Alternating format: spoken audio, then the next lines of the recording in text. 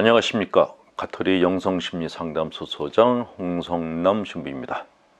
오늘은 마르코복음 3장 13절에서 19절 사이를 같이 묵상해 보도록 하겠습니다.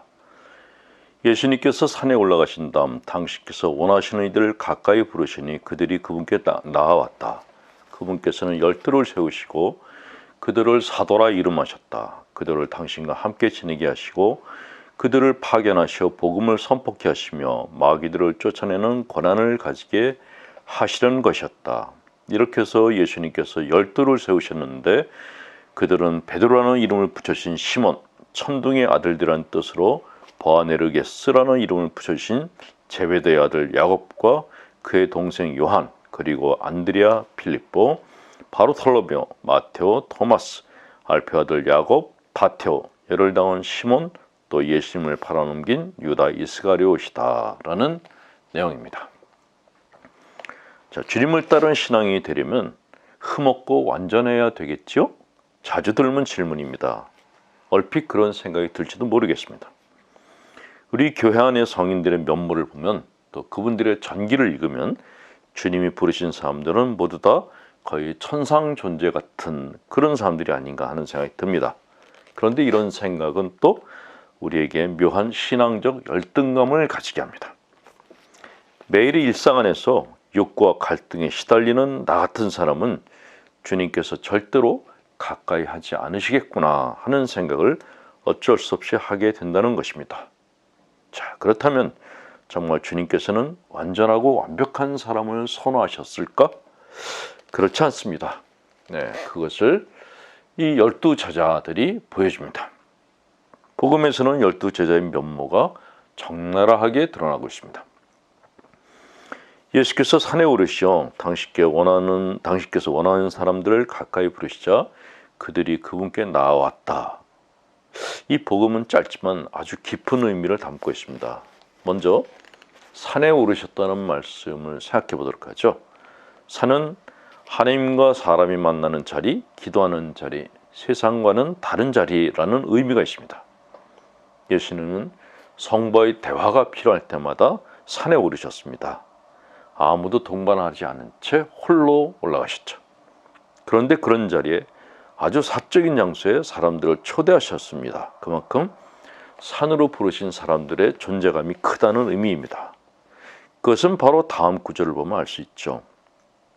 당신께서 원하시는 이들을 가까이 부르시니 원하는 사람들, 평소 눈여겨본 사람들을 초대하신 것입니다.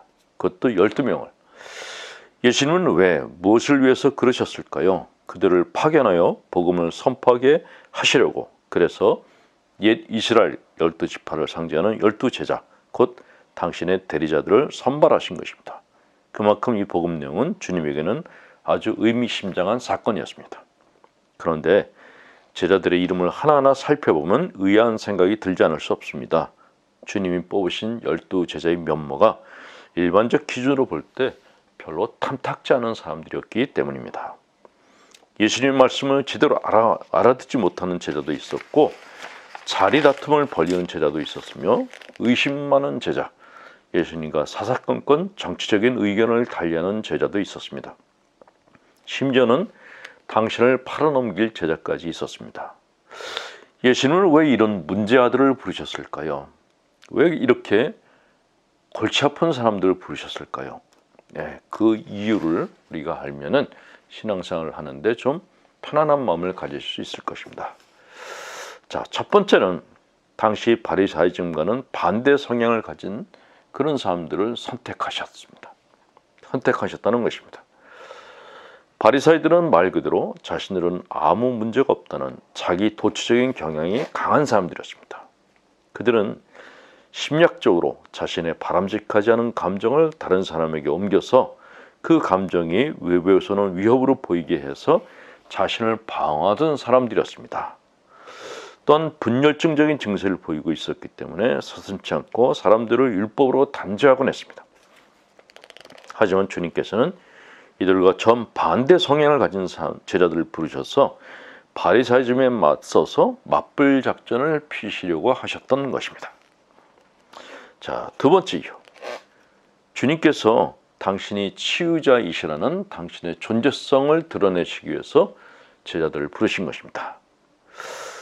제가 부제품을 받을 무렵 저는 계속 이 길을 가야 하는지 몹시 갈등했습니다. 그 당시 저는 교회와 사회의 문제점에 대해서 열변을 토하곤 했는데 막상 제 자신이 다른 사람들을 가르치는 자리에 가게 되니 여간 부담스럽지 않았던 것입니다. 내가 과연 사제가 될 자격이 있을까? 지금이라도 그만둬야 하지 않을까 하는 고통스러운 자문자답을 몇 달 동안 계속했습니다. 그렇게 간절한 기도를 그렇게 시간을 보내다가 피정에서 복음을 묵상하던 중 유다 이스가리옷의 이름이 눈에 띄자 갑자기 마음이 뭉클해졌습니다. 그동안 유다를 주님을 버린 사람이라고만 생각했지 왜 주님이 유다를 당신의 제자로 받아들이셨는지에 대해서는 생각조차 하지 않았다는 느낌이 불쑥 들었습니다. 유다의 이름을 보면서 주님은 유다 같은 사람도 돌보려고 하셨다는 생각이 들었고 순간 주님의 따뜻한 마음이 느껴졌습니다. 제자들 가운데는 당신의 일을 대신 맡길 의도로 사도로서 뽑은 사람들이 있는 반면 유다처럼 영혼이 망가져 있어서 곁에 둔 채 신임하고 사랑해 줌으로써 치유하려고 하신 사람도 있었음을 알게 된 것입니다. 자, 세 번째 이유. 개척 사도로 키우시기 위해서 순종적인 사람들이 아닌 제멋대로인 사람들을 선택하셨습니다. 왜 그러셨을까요? 그 답은 부패했던 스페인 갈멜 시도를 온몸으로 개혁한 대데레사 성녀가 증언합니다. 외양이 매처럼 매섭게 생긴 대데레사 성녀는 수도자가 너무 순하면 수도 생활이 어렵다고 단언하셨다고 합니다. 가시밭길 같은 영성의 길을 가려면 근성이 필요하다고 여기신 것입니다. 주님께서 제자들을 뽑으신 기준도 그렇지 않았나 생각됩니다. 주님은 모난 돌들을 다듬어서 쓰시는 분이십니다. 모나고 단단한 돌, 세찬 강물 속에서도 깨지거나 부서지지 않고 버티는 돌. 우리가 생각하듯이 매끈하고 아름다운 돌을 고르지 않으시니 지나친 부담을 갖지 않고 즐거운 마음으로 주님께 나아가도 될 것 같다라는 생각을 바로 이 제자들이 우리에게 보여줍니다. 네 번째 이유, 제자들을 치유 사례로 만드시기 위함입니다. 사람의 마음 안에는 여러 가지 소리가 존재합니다. 그리고 그 소리들은 냄새까지 납니다. 그중 유난히 표독스러운 소리가 있습니다. 내 자아를 시궁창에 처박으려는 잔혹한 소리, 시궁창에서 빠져나오려는 사람들의 머리를 짓눌러서 다시 시궁창에서 살게 하려는 모진 소리, 그 소리들은 때때로 정의로 때로는 영적인 존재로 둔갑해서 말하기에 심약한 사람들에게는 거역 못할 소리로 들립니다만 사실 그 소리의 근원은 악입니다. 따라서 그런 소리는 따라가지도 듣지도 말아야 됩니다. 자, 주님은 우리 영혼을 시궁창에서 건져주시는 분이십니다. 그런데 주님 행세를 하면서 우리를 시궁창으로 이끄는 이 소리들은 정말 사람을 현혹하는 힘이 강합니다. 이런 소리에 홀려서 자학적인 삶을 사는 사람들이 적지 않습니다. 대개 이런 소리에 약한 사람들은 성장 과정에서 부모나 사람들로부터 강압적인 말을 많이 들어 위축되어 있는 사람들입니다. 나이를 먹어서도 독살스럽게 노려보는 부모의 눈길이 그들의 영혼을 덫에 걸린 참새처럼 만듭니다. 자, 이런 사람들, 날개가 꺾인 이런 사람들의 날개를 치유해 주시는 분이 주님이십니다. 그래서 주님께서는 상처 많은 제자들을 당신 제자로 받아들이셨던 것입니다. 자, 송봉례님이 전해드리는 시 보냅니다. 햇살 가득한 마당에서 웃음소리 담 넘어 퍼져나오고 담장엔 호박넝쿨 대책 없이 뻗어가고 앞마당 샘가에 수세미 지붕 위로 오르면 가마솥 여닫는 소리 바빴다. 엄니 순구 부르는 소리, 할아버지 동네들 혼내는 소리, 즐거운 소리만 먹으며 나는 자랐다. 울 안에는 감나무, 대추나무, 밤나무, 꽃밭에는 목련, 분꽃, 서광, 그 아래 가장자리 줄지어 피어나는 봉숭아, 그 곁에 키 작은 자성어도 피었다. 디울 안에 도라지, 당근, 들깨때 크면 우란 텃밭에 배추, 열무, 쪽파, 대파 쑥쑥 자라고 울타리에 올려준 오이 토마토도 싱싱했다. 세상에 있는 것 다 가진 우리 집. 달도 꼭 놀러오고 별도 꼭 찾아왔다. 무시로 드나드는 바람과 함께 구름은 우두구둑 비를 쏟아놓고 지나갔다. 질척이는 마당에 할아버지, 아버지, 엄니, 언니, 오빠, 동생 발자국.